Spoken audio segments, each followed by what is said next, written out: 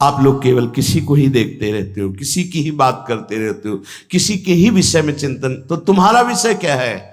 तुम्हारा आराध्य देव कौन है? किसका चिंतन कर रहे हो? क्यों समय नष्ट कर रहे हो?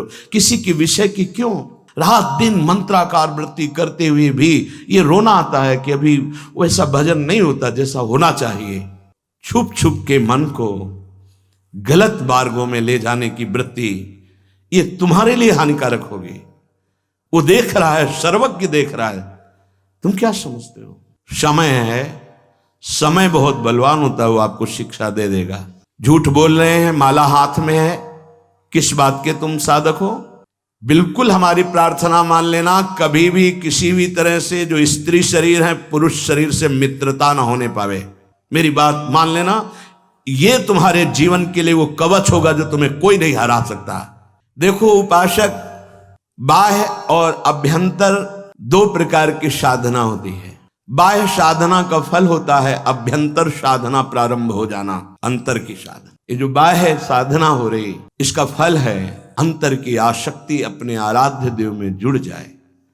उठते बैठते चलते फिरते, चलत फिरते उठते बैठते एकमात्र अपने आराध्य देव बसे। देखो क्या चल रहा है आपके अंदर, क्या ऐसा चल रहा है?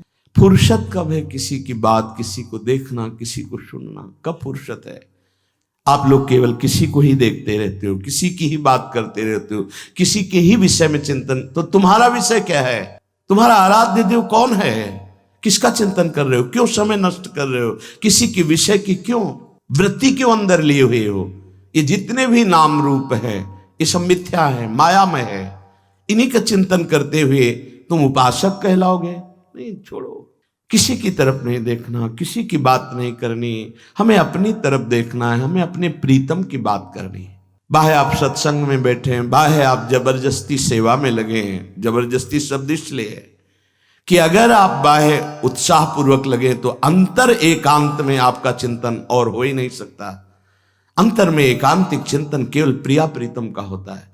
पूरे जीवन साधक साधक ही रहता है, तन मन के बिछुरे नहीं, पर चाह बढ़े दिन रैन। रात दिन भजन की एक अतृप्ति बनी रहती है। ऐसा लगता है क्यों बोले, कोई क्यों हमसे बात करे? नहीं, रात दिन मंत्राकार वृत्ति करते हुए भी ये रोना आता है कि अभी वैसा भजन नहीं होता जैसा होना चाहिए। अगर बाह्य साधना से आभ्यंतर आंतरिक साधना प्रारंभ नहीं हुई तो अधूरा जीवन है। आंतरिक साधना चिंतन होता है, चिंतन। सेवा करते हुए यदि आप सेव्य में आसक्त हैं, वाणी गायन करते हुए यदि सावधान हैं, तो आप देखना इसका फल होगा। आप एकांत में जब होंगे तो वही पद चिंतन चलने लगेगा, वही सेवा के विषय का चिंतन चलेगा। श्री जी को ऐसे पत्रावली करनी है, इस रंग का आज अमुक वस्त्र धारण कराना है, अमुक आभूषण। आंतरिक चिंतन आपका। उपासक ये बात समझ ले कि ये बाह्य संसार भगवान का रचा हुआ नाटक है। यहां कुछ सत्य नहीं है। यहां कहीं यज्ञ दान आदि पुण्य कर्म हो रहे हैं तो कहीं हिंसा जैसा घोर कर्म हो रहा है। उपासक को दोनों में सम रहना है, शांत रहना है, न घोर कर्म से न शुभ कर्म से भागवतिक दृष्टि रखनी है। ये बहुत सावधानी, तब अंतर साधना प्रारंभ होगी। कहीं घोर कर्म हो रहा है, कहीं बहुत पुण्य हो रहा है, कहीं कोई पैदा हो रहा है, कहीं कोई मर रहा है, कहीं किसी का ब्याह हो रहा है, कहीं किसी का ब्याह संबंध विच्छेद हो रहा है। बड़ा खेल हो रहा है। हम इस खेल को देखने नहीं निकले। हमारा जन्म इस त्रिगुणात्मिका माया खेल से हटने के लिए हुआ है। हम चिदानंद खेल देखने के लिए। तो इसका चिंतन छोड़ो। जिससे उपासक के सौभाग्य का विषय होता है जब गुरुजन उसके पीछे पड़ते हैं। तुम्हारे सौभाग्य हैं जो तुम्हें कोई टोक रहा है। जिस दिन उनको हृदय से पता चला कि तुम अवहेलना करते हो, कुछ नहीं हो तुम्हारा मार्ग अवरुद्ध हो जाएगा। उनके प्यार को, उनके दुलार को, उनके शासन को आप अवहेलना ना करें। जिस समय जो दिनचर्या है, अगर आप कृपा मान करके उसे स्वीकार करेंगे तो अभ्यंतर साधना प्रारंभ हो जाएगी। गुमान नहीं, तुम कुछ नहीं हो। तुमसे जो बात की जाती है, तुम्हें जो प्यार दुलार किया जाता है, तुम्हारे जो मन को आह्लादित किया जाता है, वो चुराने के लिए, प्रभु को देने के लिए। तुम नहीं दे सकते, बीच में पोस्टमैन का काम करेंगे, तुम्हारे मन को चुरा कर आराध्य देव को दे देंगे। अगर इस चेष्टा को ये माना जाए कि हमसे प्यार करते हैं, ये हमको दुलार करते, तो भूल में मत रहना। पूरे विश्व में एकमात्र आराध्य के देव के कार्य के सिवा संतों का कोई दूसरा कार्य नहीं होता। आपको डांटना या आपको प्यार करना, दोनों कार्य केवल आराध्य देव की आज्ञा से, उनकी उपस्थिति में, उनके आदेशानुसार होता है। ऐसा मत समझना संतों की आंख तुम पर गई तो श्री जी का आदेश हुआ इसलिए तुम्हें देख रहे हैं। संत अगर तुमसे संभाषण कर रहे हैं तो श्री जी ने कृपा की कि इससे बात करो, इसलिए बात कर रहे हैं। नहीं समझ में आ रहा, अभी नहीं समझ में आ रहा। समय क्रॉस हो जाने तो, निकल जाने तो फिर समझ में आएगा। ये बार बार आपको अवसर नहीं मिलेगा। जो जगाया जा रहा है ना रोज, ये जगाया जा रहा है। खूब सोना, जगाने वाला नहीं मिलेगा। समय का इंतजार करो। आज जो तुम गुमान करते हो, आज जो तुम मनमानी करते हो, एक दिन तुम्हें रुलाएगा। ये मनमानी एक दिन तुम्हें पश्चाताप की आग में जलाएगा, क्योंकि यहां जो तुम्हें प्यार करेगा वो तुम्हारा शोषण करेगा। ध्यान रखना, तुम्हारी वृत्तियों का, तुम्हारे धर्म का, तुम्हारी आस्था का खिलवाड़ होगा। अगर भगवान कृपा कर रहे हैं तो निकल चलो, मान लो हमारी बात। छुप छुप के मन को गलत मार्गों में ले जाने की वृत्ति, ये तुम्हारे लिए हानिकारक होगी। वो देख रहा है, सर्वज्ञ देख रहा है। तुम क्या समझते हो? बच्चे हो। बच्चों को जैसे मल भरे बच्चों को गोद में लिया जाता है तो मां की करुणा होती, ना कि बच्चे का गर्व का विषय कि वो कुछ है इसलिए गोद में ले रहे। ऐसा नहीं, तू बच्चा है इसलिए गोद में ले रहे। अगर पिता मां घुटने के बल होकर के तुम्हें पीठ पे चढ़ा रहे हैं, तुम्हारे साथ घोड़ा घोड़ा बन के खेल रहे, तो वो ऐसे नहीं, वो तेरे लिए उतरे हैं, वो तेरे लिए घोड़ा बने हुए हैं। मेरा बच्चा, पर बच्चा समझता है कि जैसे मैं वैसे ही है। नहीं, बहुत सावधान। समय है, समय बहुत बलवान होता है, वो आपको शिक्षा दे देगा। अभी अगर सावधान हो जाओ तो बाह्य और अभ्यंतर दोनों में साधना प्रारंभ हो जाएगी, आप महान बन जाओगे। जब जीव हठ करता है मुझे भोग चाहिए, विषय चाहिए, तो बड़े करुणा में हरि है, दे देते, ले खेल और अपने साथ खेल। वही तो बने हुए पत्नी, वही पुत्र, वही पति, वही बने हुए, तुम समझ नहीं पा रहे। अगर गुरु कृपा से तुम्हारे बात समझ में आ जाए कि इन खेलों से अब मैं उब करके आगे बढ़ना चाहता हूं, वो बहुत जल्दी साधना के सोपान पर चढ़ जाए, पर समझ नहीं रहे। संत की हर चेष्टा ऊपर उठाने के लिए होती है। अभी बहुत दुलार है प्यारी जो आप पर बरस रही, मान लो, निकल चलो इस माया प्रपंच से।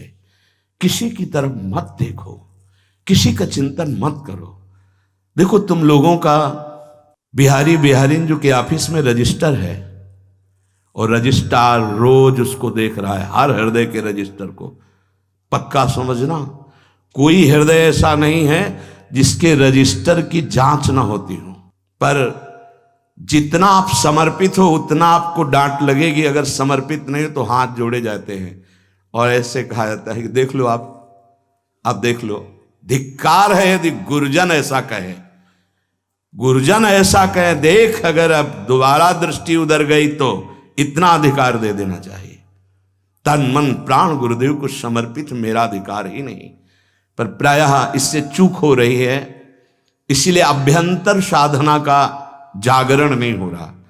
बाह्य क्रियाएं हो रही, अभ्यंतर साधना गुरु कृपा से जागृत होती है। ध्यान रखना, अभ्यंतर साधन मार्ग गुरु कृपा, उसी अभ्यंतर में भाव देह का प्रादुर्भाव होता है। जितना आप अपने आप को बचा के रखेंगे उतने अभ्यंतर में पर्दा लगा रहेगा, बाहरी तो आपका चलता ही रहेगा।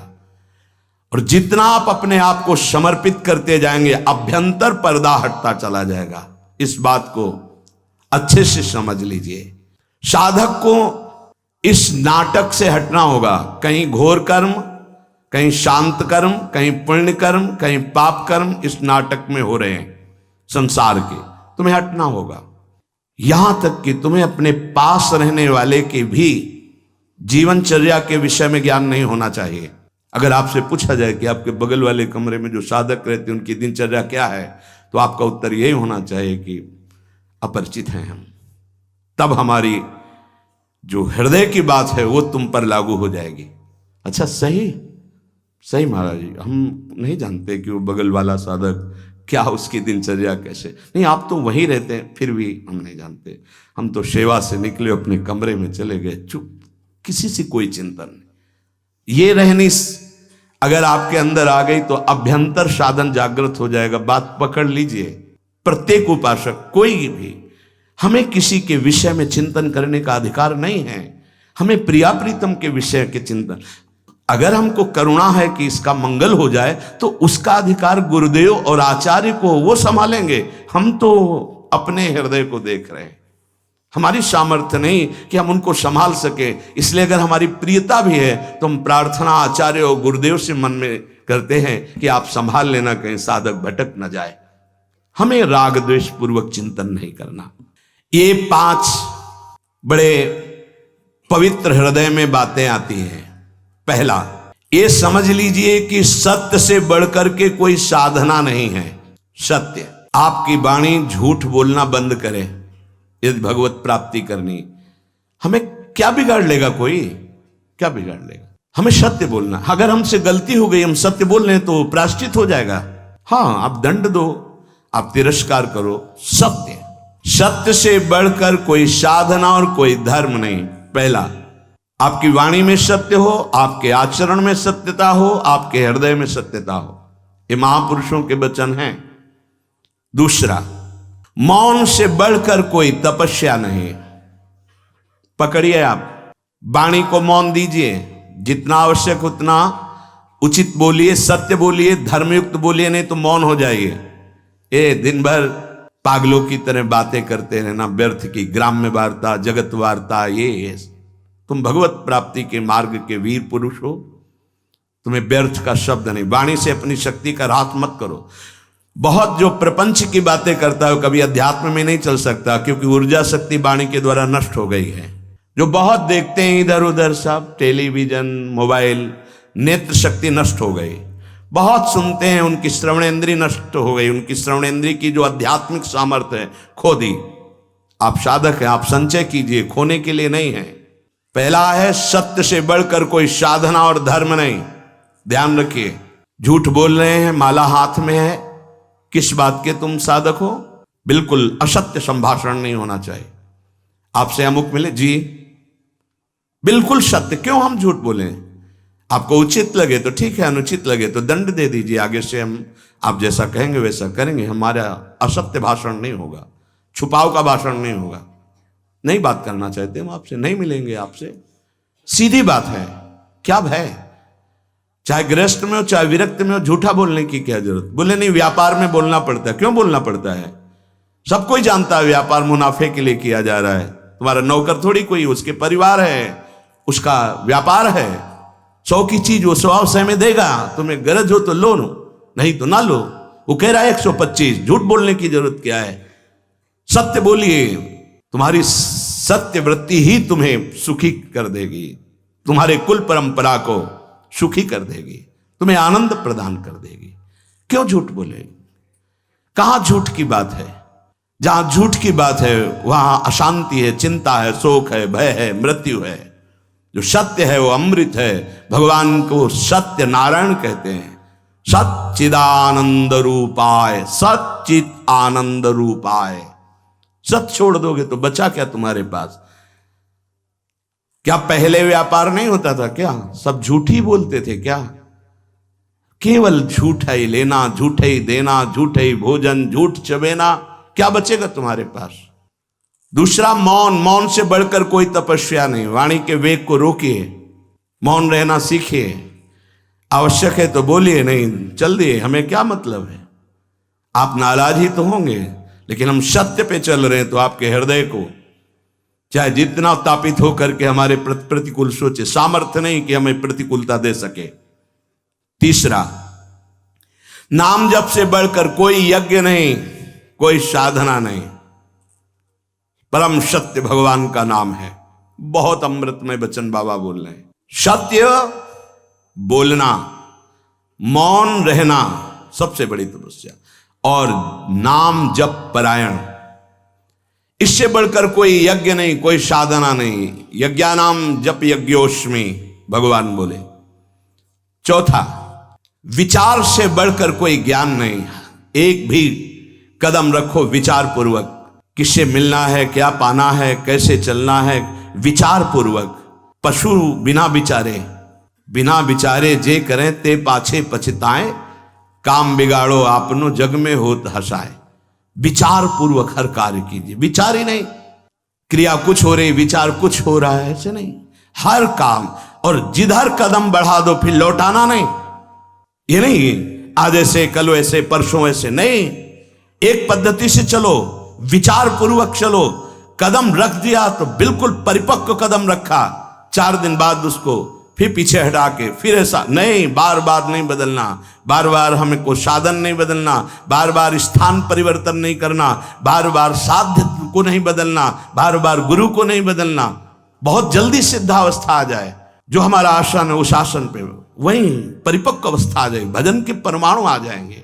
बहुत सावधानी, विचार पूर्वक आपका खान पान, व्यवहार, चलना उठना, बैठना, बोलना सब विचार पूर्वक, विचार रहित नहीं होना चाहिए। 5वां, भोग और जन समुदाय। जैसे सर्प के संग से आप डर रहे हैं, ऐसे डरना चाहिए उपासक को। संग को भुजंग के समान समझे। किसी से भी बात करो, अगर उसका कल्याण करने की भावना नहीं तो बेमतलब तर्क विवाद, तब लगता है अपने आनंद को छोड़कर क्यों बात करें। प्रभु ने सेवा दी है, इसलिए यह बात करने का समय नहीं रह गया है। कोई बिरला पिपासु आता, नहीं तो सब ज्ञानी, सब चतुर, सब भगवत प्राप्त ऐसे ही प्राय मिलते हैं। साधक तो बहुत भाग्य से मिलते हैं। कोई बिरला साधक आता है तब हृदय प्रसन्न होता है कि सच्चे मार्ग से चलना चाहता है। नहीं, अहम की ऐसी बरसात हो रही है, कुछ नहीं। जब उनको, तो वो कुछ नहीं है, न ज्ञान है, न भक्ति है, न अष्टांग योग है, कुछ नहीं। अहम। बचो, प्रार्थना है, अपने लोगों को सेवा मिली तो ठाकुर जी जाने। संग से भुजंग के समान डरो। किसी से बात करने से डरो, किसी से मिलने से डरो, किसी से मित्रता से डरो। एकांत सेवन अमृत, समाज सेवन मृत्यु। जब तक भगवत साक्षात्कार न हो जाए, उपासक को इस बात से बहुत डरना चाहिए। नेत्र झुके हुए, वाणी मौन, अपने लक्ष्य पर दृष्टि, भगवत साक्षात्कार। आप चाहे जैसे नचवाओ, आपकी इच्छा की बात है। क्योंकि भुने हुए चने को चाहे जितना खाद पानी लगा दो, उसमें अंकुरण नहीं होने वाला। भुना हुआ चने के समान जब मन हो जाए, वो तब भगवान जो सेवा देते हैं वो बात अलग है। उपासक को बिल्कुल सावधान रहना। इस बात पे हमारी बहुत ध्यान दीजिए, नहीं बहुत पश्चाताप होगा, बहुत जलन होगी, बहुत हानि हो जाएगी। यहां किसी से किसी भी प्रकार का धार्मिक, भागवतिक, प्रापंचिक कोई संग न किया जाए। हमारी बात मान लेना, चाहे स्त्री शरीर हो चाहे पुरुष शरीर हो, हमारी प्रार्थना मान लेना। ये हृदय की बात कह रहा हूं। जब तक भगवत साक्षात्कार ना हो तो व्यवहारिक तो जाने दो, परमार्थिक और धार्मिक संबंध भी हमें स्वीकार नहीं करना। क्योंकि किसी भी तरह से हमारी वृत्ति चुरा न ली जाए। हमारी वृत्ति केवल हमारे आराध्य देव में रहे, बस। असंगोहम पुरुषा, मान लीजिए। इसी से परिपक्व अवस्था आती है। भोगों का त्याग और संग का त्याग, बाबा कह रहे हैं 5वीं बात है। सत्य, मौन, जप परायण, विचार पूर्वक हर कर्तव्य कर्म, और भोगों का और जन समुदाय के संग का त्याग। जब तक भगवत साक्षात्कार ना हो जाए तब तक ऐसा नहीं। साधक को बहुत सावधान रहना है। बिल्कुल हमारी प्रार्थना मान लेना, कभी भी किसी भी तरह से जो स्त्री शरीर है पुरुष शरीर से मित्रता ना होने पावे। जो पुरुष शरीर है कभी स्त्री शरीर से मित्रता न होने पावे। असत मार्ग की वृत्ति वाली किसी भी तरह से हमारी ये बात मान लेना। इसलिए कह रहा हूं कि नहीं तो जीवन भर पछताना पड़ेगा, जलना पड़ेगा, और कोई सहयोगी आपका नहीं है। 50 साल आप ब्रह्मचर्य से रहकर भजन किए, 5 मिनट आपसे चूक हो गई, पूरा विश्व आपको बख्शेगा नहीं। ध्यान रखना, कोई ये नहीं देखेगा कि ये व्यक्ति 50 साल से जल रहा था और सतमार्ग की चढ़ाई पर चढ़ रहा था। चूक हो गई, कोई नहीं बर्दाश्त करेगा।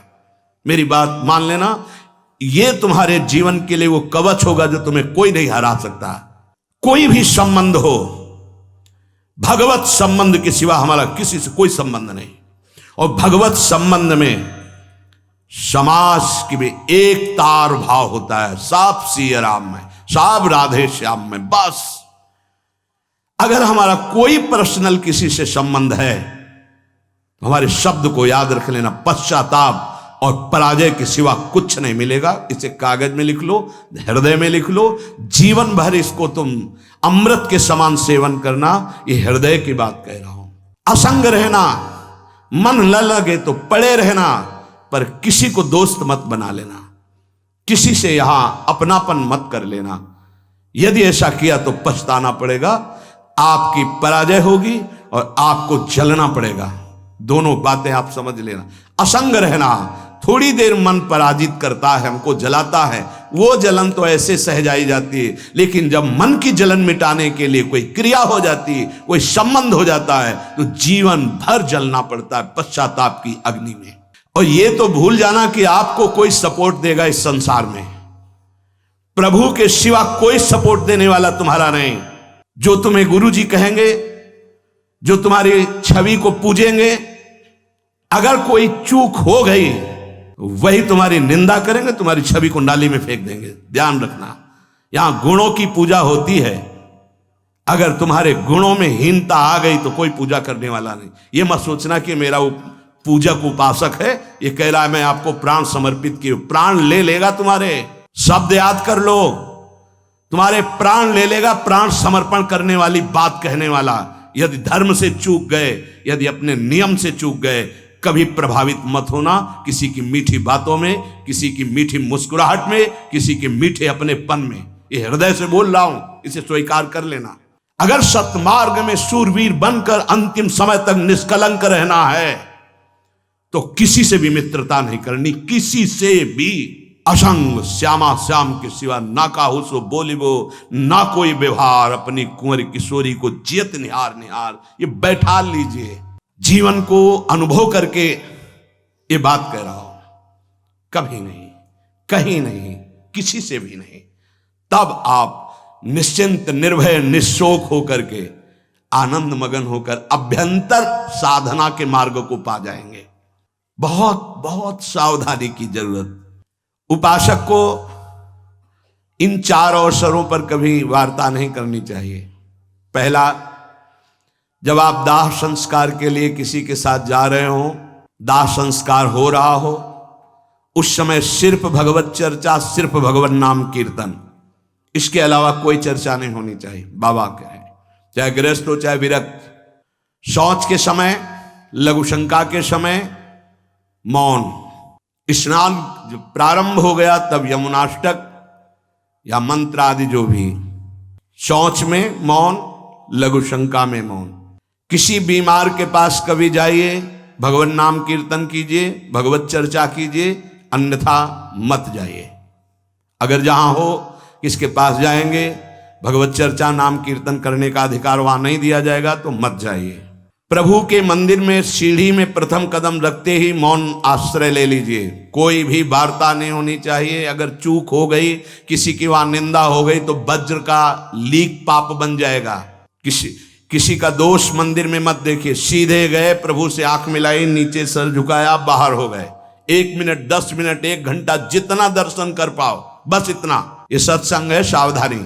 प्रथम सीढ़ी के पैर छुए, मौन, नेत्र नीचे, कोई राधे श्याम कैसे हो, कुछ उत्तर नहीं। सीधे मंदिर में गए, दृष्टि मिलाई, जितनी देर दृष्टि सह पाए रूप, उतनी देर रूप देखो, आंख नीचे करो, वापस मंदिर से आ जाओ। भगवान के मंदिर में किसी भी तरह की कोई भी वार्ता नहीं होनी चाहिए। मौन, दर्शन, बस। खास करके लोग वहीं मिलकर प्रपंच करेंगे। आओ, पीछे खड़े कर लिया और बातें शुरू कर दी। ऐसे विघ्नकारिक लोगों से बचिए, वो विघ्न हैं। अरे बड़े भाग्य से प्रभु के सामने हमें खड़े होने को मिला है। तुम्हें प्रपंच यही पूछना है, कौन हो, कैसे हो, क्या है, कुछ नहीं। उपासक सावधान, कभी भी दर्शन के लिए जाए तो सबसे पहले ऐसे लोगों से अपना पिंड छुड़ाए। जो प्रणाम नमस्कार बातचीत बिल्कुल नहीं, सीधे गए, आंख मिलाई, आंख नीचे की, वापस हुए, बस रास्ते में बोलना ही नहीं। इसीलिए करे एक भी व्यक्ति से अपनापन नहीं होना चाहिए। किसी भी संत के पास जाए, मौन का आश्रय ले ले, उसे बोलने दे, उनकी चेष्टाएं देखे, उनके अनुभव सुने, उनकी बात सुने। आप संसार से आए हो, बड़े भाग्यशाली हो, संत समागम मिला। अगर कोई बात पूछनी है तो अपने परम कल्याण की बात पूछे, अपनी योग्यता दिखाने की ना कोशिश करे। थोड़ा संतों के चरणों में निराभिमान होकर बैठो तो तुम्हें पता चलेगा, अरे ऐसे ऐसे भगवत प्राप्त महात्मा हुए हैं, उनकी वाणियों का स्वाध्याय करो तो तुम्हारा अहंकार मिट्टी में मिल जाएगा। ये अहंकार, तुम 4 शब्द लिख दिए तुकबंदी लिख करके तो अपने को तुम ज्ञानी समझने लगे। बहुत सावधान। इतने इतने बड़े पर्चे आते हैं, किस बात के? जानने के नहीं, कि हमको बताना है कि हम ऐसे। ये भैया हमारे गुरु जी हैं हमारे बताने के लिए, और हमें जो जानना है वो हमारी प्रिया, जो हमारे गुरु जी समर्थ है। आपको जो जानना हो, वास्तविक परमार्थ में चलना हो तो यहाँ बैठना। अगर समय नष्ट करने आए तो जिंदगी में दोबारा आपको चांस नहीं देंगे श्री जी, ध्यान रखना। श्रीधाम वृंदावन है, प्रियाजू की कृपा से आए हो साधु समागम में तो लाभ ले लो। किसी भी महात्मा के पास जाए तो वाणी को शासन में रखे, बहुत सावधान, उनकी सुनो। तुम्हें तो जो आता है वो आता ही है, उनसे ले। आप कृपा लेने आए, उनसे ज्ञान ले, उनसे आचरण सीखो। उनके वो ना बोले बैठे हैं तो बैठने मात्र से उनका प्रभाव हमारे हृदय को पावन करेगा। पूज्यपाद महाराज जी कह रहे हैं, आज हमारे परमार्थ में साधक की उन्नति क्यों नहीं हो रही? दिनों दिन अवनति होती जा रही है। क्या कारण है बाबा? ये पूज्य स्वामी श्री अखंडानंद जी महाराज प्रश्न करता है, उत्तर देने वाले पूज्य बाबा शिवड़िया बाबा जी महाराज कह रहे हैं, भैया किसी भी जीव का कल्याण होता है भय से। जिसको ईश्वर और गुरु का भय रहता है उसका निश्चित कल्याण हो जाता है। जिसको गुरुदेव से भय हो, समझो ईश्वर की अत्यंत कृपा उसके ऊपर है। गुरुदेव से भय पक्का। बोले साधकों का जो उन्नति होनी चाहिए, जो लाभ मिलना चाहिए, वो क्यों नहीं मिल रहा? स्वामी जी पूछ रहे, श्री स्वामी अखंडानंद सरस्वती जी। पूज्य बाबा कह रहे, भाई उन्नति और कल्याण भय से होता है। जब तक ईश्वर और गुरुदेव का भय नहीं होगा तब तक कल्याण नहीं हो सकता। भगवान की अत्यंत कृपा समझो, जिस उपासक पर अपने गुरुदेव का भय है, होना चाहिए, होना चाहिए। गुरुदेव से भय होना चाहिए। जिसको अपने गुरुदेव से भय लगता है उसके द्वारा अपराध बनने की संभावना बहुत कम होती है, क्योंकि डर लगता है कि गुरुदेव सब कुछ जानते हैं, सर्वज्ञ हैं, वो जान जाएंगे, हमारी गलती को जान जाएंगे, फिर हम उनके सामने क्या उत्तर देंगे। हमारा मन भयभीत होकर सतमार्ग में चलता है। गुरुदेव अल्पज्ञ नहीं है, वो सर्वज्ञ है। जिसको ये पता है कि मेरे गुरुदेव साक्षात मेरी लाडली हैं, परब्रह्म है, उनसे क्या छुपा हुआ है, तो कैसे अपराध बन सकता है? कैसे मन डर जाता है, मन डर जाता है। क्यों? अच्छा क्यों? क्योंकि अस्तित्व तो नहीं है। हमारा अस्तित्व तो वो है। ऑफ, पूरी बिजली ऑफ, क्या करोगे?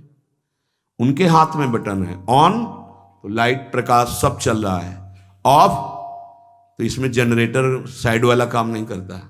ये सीधे गुरु कृपा ही केवलम। इसमें ये नहीं कि किसी दूसरे से जाके हम कृपा कि कोई और सिद्ध हो और हमारे हृदय को ऑन कर दे, वो केवल गुरुदेव से ही होगा। इसलिए केवल गुरुदेव, दूसरा नहीं। गुरु सेवा तज करें जे बान, यह है अधर्म यह है सभान, कान न रसिकन मेरा है। अगर गुरु से विमुख बात हृदय में आ गई तो जीवन का क्या सार। जीव यदि निर्भय होना चाहता है तो उसे, ओ भगवान श्री राम जी ने परशुराम जी से कहा, अभय होए जो तुम्हें डेराई।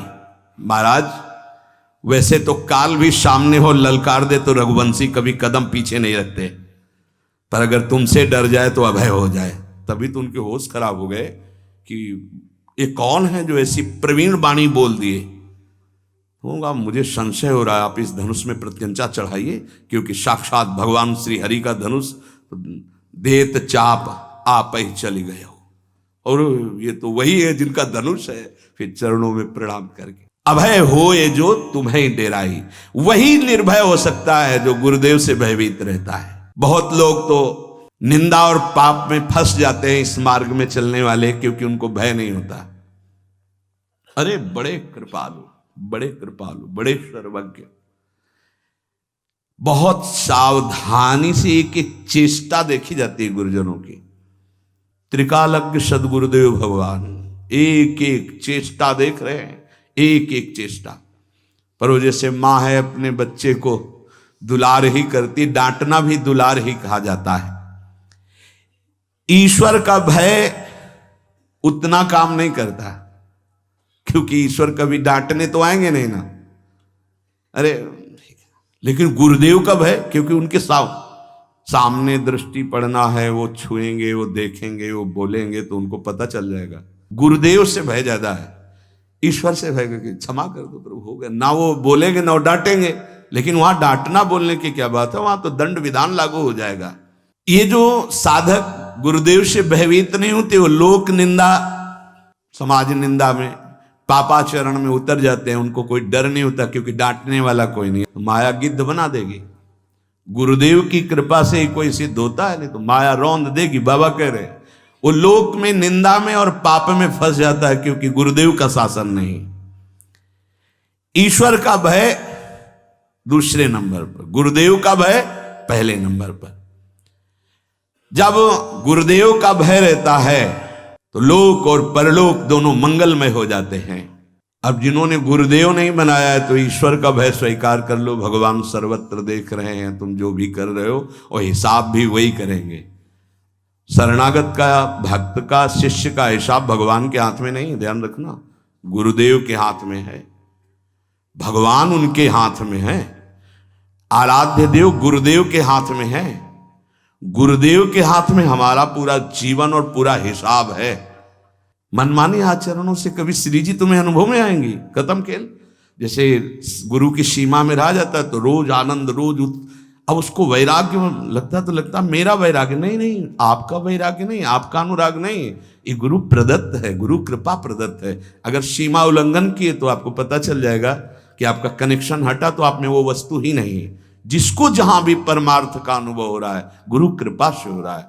और गुरुदेव से भयभीत रहना चाहिए, गुरुदेव की आज्ञा का उल्लंघन न हो। गुरुदेव हर समय हमें देख रहे हैं, डरना चाहिए। अगर डरपोगे तो माया तुम्हें निर्भय कर देगी, पक्का।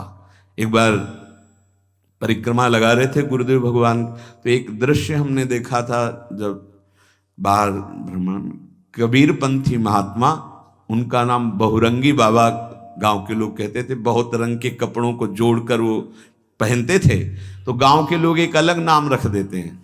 गुरु नाम अलग होता दिया हुआ और गांव के लोगों का नाम अलग होता। तो बहुत रंग के कपड़े पहने का उनको बहुरंगी बाबा कहते थे। बड़े ही हष्ट पुष्ट जवान से क्या अपराध बना ये कोई नहीं जानता, पर वो एक लठिया लेकर वो साहब साहब ऐसे जाते और धम्म से पीठ में मारते। वयोवृद्ध संत 25 बार ऐसा हो, और बस वो पीछे हटते, फिर जब ऐसे कहते फिर साहब साहब ऐसे। तो गुरुदेव खड़े हो गए, बोले अहो भाग, धन्याति धन्य उस शिष्य को जो अपने गुरुदेव के से, और उससे माया काल भी नहीं छू सकता। गुरु कृपा पात्र को काल भी नहीं। मतलब गुरुदेव भगवान एकदम प्रफुल्लित हो गए बात सुनते ही। आज हमारे हालत क्या है कि अगर गुरुदेव जरा सा कुछ कटु वचन कह दें तो बदल गए, स्वरूप ही बदल गया। मतलब निष्ठा ही नहीं है, भाव ही नहीं है, तो कैसे हमारी आध्यात्मिक उन्नति हो। संसार में 4 प्रकार के जीव होते हैं, प्रवाही, कर्मी, भक्त और ज्ञानी। पूज्य बाबा कह रहे प्रवाही वो होते हैं जो अपने अहंकार से राग द्वेष में बहते रहते हैं। उनको गुरु आज्ञा मानने की कोई भी श्रद्धा नहीं रहती, वो जुड़े भर हैं, करेंगे मनमानी। उनको कहते हैं प्रवाही, ये माया के प्रवाह में बहते चले जाएंगे। दूसरे होते कर्मी, जो शास्त्र कह रहा है उसको वो करना, कर्म करना, ऐसा करना, ऐसा गुरुदेव कह रहे हैं ऐसा करो, वो कह नहीं वो ऐसा ऐसा। वो अपनी मान्यता के अनुसार कर्म प्रधान वो बने रहते हैं। गुरुदेव की आज्ञा कर्म बंधन से मुक्त करने की होती है। कभी कभी ऐसी आज्ञा होती है जिसको हम समझ नहीं पाते हो, हमारा उसमें परम मंगल होता है। हमारे और हमारे गुरुदेव के बीच में सिर्फ गुरुदेव ही हैं, हम भी नहीं हैं। इस बात को समझना, हमारे और हमारे गुरुदेव के बीच में सिर्फ गुरुदेव हैं, हम भी नहीं हैं। हमारा जीवन, हमारा मन, हमारा प्राण सिर्फ गुरुदेव हैं, गुरुदेव की आज्ञा। अगर गुरुदेव की आज्ञा है कि ऐसे रख दो तो उसी क्षण रख दिया, हमें दोबारा उठाने की कोशिश नहीं करनी। गुरुदेव की आज्ञा है खड़े हो जाओ, हम वही खड़े। अगर कोई क्यों कहा खड़े हो जाओ, नहीं तो आपसे क्या मतलब है? ये नहीं कि बताने अब हमने तो कोई गलती की नहीं, पता नहीं क्यों हमें खड़े कर दिया है। अरे कौन मानता है ऐसे? नहीं, अपने और गुरुदेव के बीच की बात में सिर्फ गुरुदेव ही होने चाहिए, ये बात समझ लेना। अपने और गुरुदेव की आज्ञा के बीच में किसी की सलाह नहीं होनी चाहिए, नहीं हार जाओगे। हमारी बात समझ लेना, दोष भाव पैदा कर दिया जाएगा। बहुत कृपा से जीवन हमारा माया के बंधन से मुक्त होकर गुरु के बंधन में आया है। जो गुरु के बंधन में बंध जाता है, हरि उसके बंधन में बंध जाते हैं। प्रवाही, कर्मी और फिर भक्त। अब यहां से वास्तविकता प्रारंभ होती है। जो केवल अपने गुरुदेव की आज्ञा में रहकर सब बातों की उपेक्षा कर देता है, उसे गुरु भक्त कहते हैं। गुरुदेव की आज्ञा और सब बातों की उपेक्षा। हमारी श्री जी, हमारा धर्म, हमारा सत्य हमारे गुरुदेव हैं, जैसी आज्ञा हुई वैसा हम चलेंगे। क्या धर्म है, क्या सत्य है, ये तो गुरुदेव जाने। जैसा बोला हम वैसा चलेंगे। जो आज्ञा, जैसी आज्ञा, जिस क्षण आज्ञा, जहां चूक हुई संभाले वही हैं, उन्हीं की कृपा संभाले। हमारी सामर्थ्य क्या कि उनकी आज्ञा पे चल सके, उन्हीं की सामर्थ्य से। तीसरा जो भक्त है, उसको ना संसार की और ना शास्त्र की, केवल गुरुदेव की बात। अब उसकी अवनति उन्नति पर दृष्टि नहीं रहती, उसकी दृष्टि रहती गुरुदेव पर। संसार में ना इनका राग होता है ना द्वेष होता है ऐसे भक्तों का। ये केवल गुरुदेव की कृपा में डूबने वाले महापुरुष होते हैं। इनका जो दुख भी है वो महान सुख स्वरूप होता है, गुरुदेव की आज्ञा से जो प्राप्त होता है। और इनके सुख का वर्णन तो क्या कर सकते हैं? ना भोजन, ना वस्त्र, ना व्यवहार, ना शास्त्र, केवल गुरुदेव की कृपा से ही ऐसे जनों का पोषण होता है। चौथा, जब ऐसा गुरु भक्त हुआ तो चौथा, ज्ञानी। जो गुरुदेव वही शिष्य, किंचन मात्र अंतर नहीं। पूरा का पूरा हृदय गुरुदेव का उसके हृदय में प्रकाशित हो गया। नमस्कार करते हैं ऐसे शिष्य को जो राग और द्वेष पर विजय प्राप्त करके तत्ववेत्ता गुरुदेव के समान हो गया, जिसका हृदय गुरु स्वरूप हो गया। जैसे भृंगी कीट दूसरे कीट को भृंगी बना दिया, ऐसे गुरु भक्त को गुरुदेव ने स्वरूप प्रदान कर दिया।